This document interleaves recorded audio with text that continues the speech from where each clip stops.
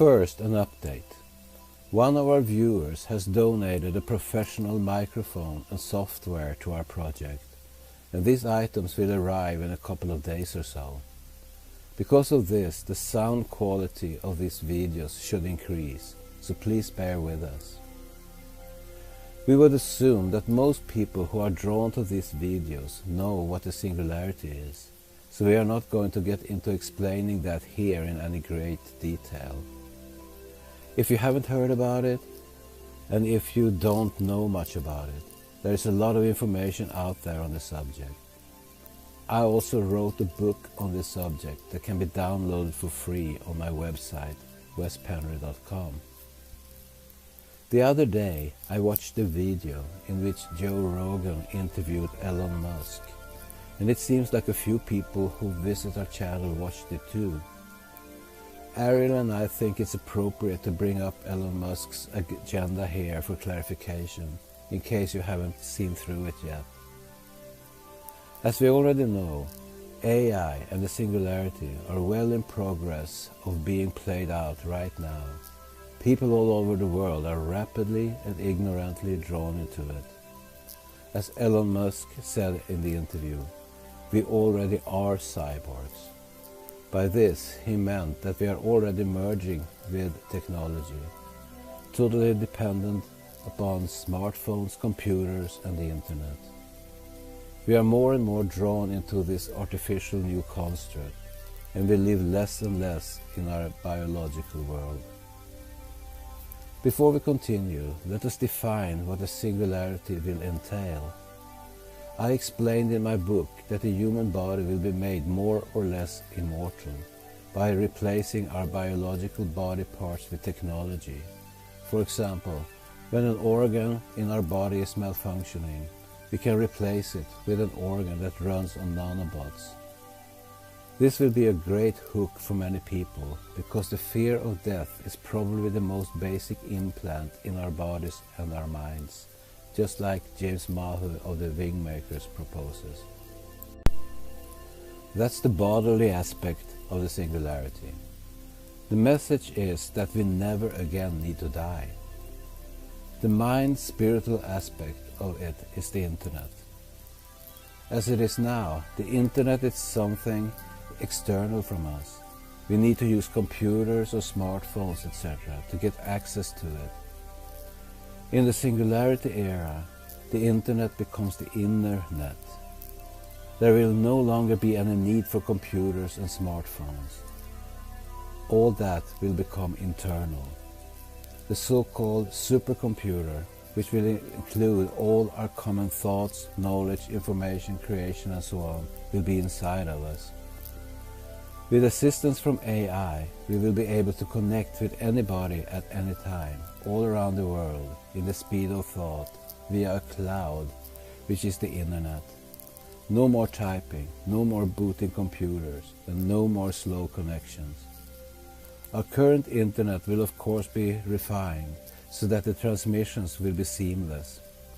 Elon Musk says, and I paraphrase, we still have a bandwidth problem, but when that is resolved, we're more or less good to go.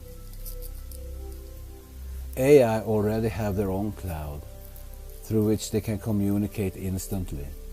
If one AI unit in the United States wants to communicate with another AI unit in Japan, they can communicate instantly back and forth.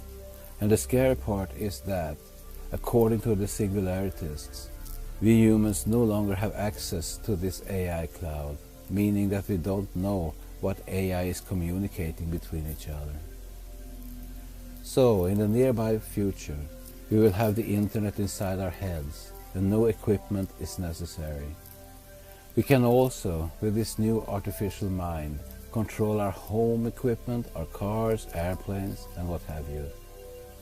Many people will think that all these solutions are wonderful, and they will go for it. Little do they understand that by integrating all this technology into the human body and mind, we will be trapped forever and completely under the overlord's control. They will have total control over our minds. In all this, what is Elon Musk's agenda?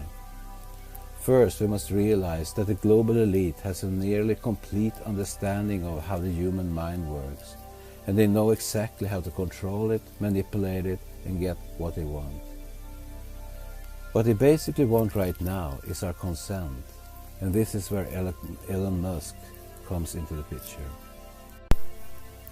On one hand, we have spokespersons, such as Ray Kurzweil, whose mission is to present AI and the singularity to the human soul group in an enthusiastic manner. He repeats over and over how humanity would clearly benefit from the singularity. And he makes sure that people understand that the singularity is inevitable, it will happen, and it is planned to be in place by 2045. However, having a great comprehension of how the human mind works, the elite knows that they also need to create an opposition so they can win over those who are on the fence regarding the singularity, but also to win over those in the alternative field, people like us. Therefore, assets like Elon Musk, L like in Elohim, and physicist Michio Kaku are appointed, both being part of the singularity agenda to begin with. Michio Kaku is a scientist that is perfect to use for this agenda. For years, he's been the scientist for the people, showing up everywhere in the news and on talk shows, explaining complicated science in a comprehensible manner. He is very enthusiastic and friendly in his appearance, and he attracts a huge audience who thinks that finally there is a scientist that is dedicating himself to us, the people, so we can understand all these complexities. Some time ago, I watched a video with Kaku, where he had gathered a big audience announcing that he had something important to say, and it was on AI. In this briefing, he said that since the beginning, he had been very outspoken against both AI and the singularity. However, after having pondered this a lot, he'd now concluded that AI and the singularity is probably the way to go. Then he listed all the advantages the singularity will have, and he did it in his usual enthusiastic bonding way. When he was done, he got an amazingly positive response from his audience, who saluted him greatly. This is how they hook people. Elon Musk works in a very similar way. For years, he proclaimed that AI and the singularity would be the end of humankind, and it needs to be opposed at any cost. By doing so, pretending to be the billionaire for the people, he has gained a lot of followers over the years. In this last interview with Joe Rogan, however, Musk has completely changed his mind. In this interview, see description box for URL. Musk, intentionally so, we would suggest, looked sad and down, and he had a very serious look on his face.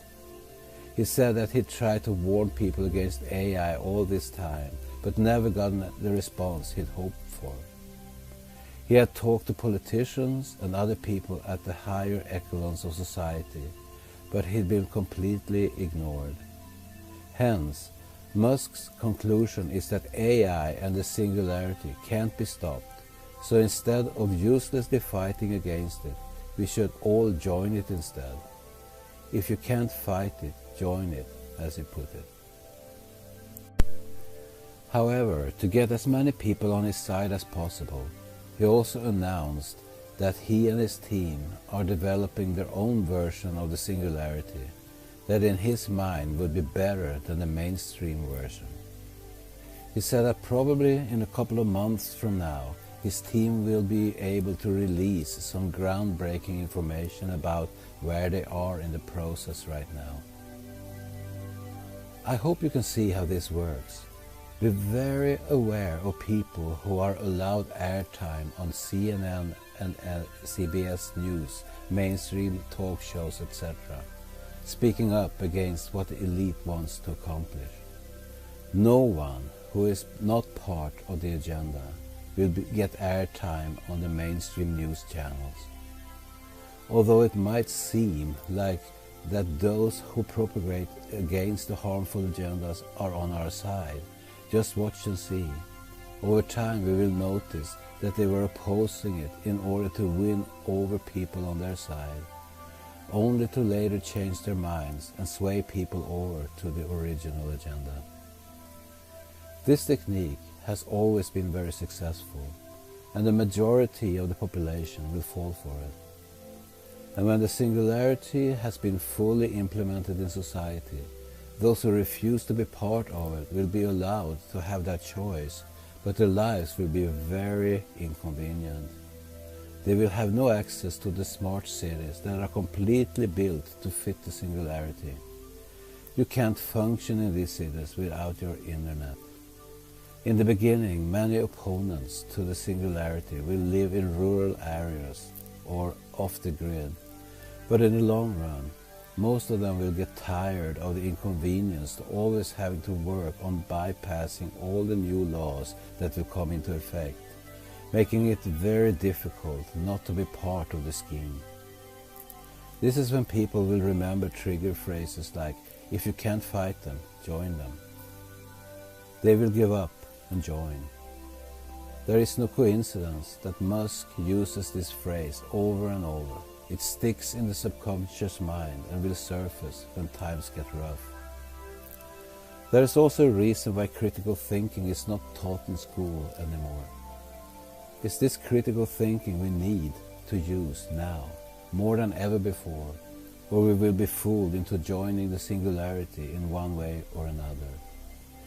Using critical thinking also includes not to follow anybody as if that person or group is the authority. We need to learn to be authentic and use our own inner power and discernment in every situation, or we'll be manipulated. Research and learn, but always use critical thinking. Most of the world population doesn't.